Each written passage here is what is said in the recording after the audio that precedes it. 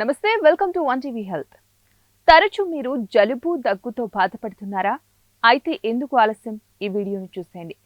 రోజు రోజుకి కాలుష్యం పెరుగుతూ ఉండటం వల్ల దగ్గు తుమ్ములు అనేవి దీర్ఘకాలికంగా వస్తూ ఉంటాయి. సో మరి తరచూ డస్ట్ అలర్జీ, తుమ్ములు, దగ్గు రాకుండా కొన్ని చిట్కాలు. డస్ట్ అలర్జీ ఉన్నవారు రోజుకి 1 స్పూన్ తేనె తీసుకోవడం వల్ల తుమ్ములు, దగ్గు నుంచి ఉపశమనం లభిస్తుంది.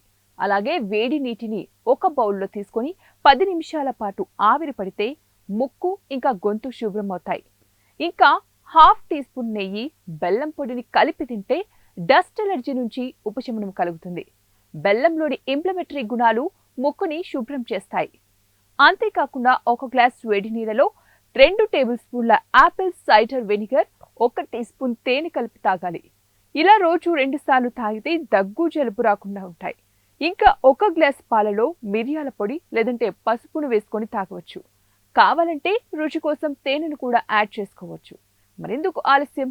ఇలా చేయడం వల్ల కొంతవరకు సమస్యలు అనేవి దూరం అవుతాయి. ఇవి ఇవాల్టి టిప్స్. మరిన్ని టిప్స్ కోసం చూస్తూనే ఉండండి వన్ టీవీ హెల్త్.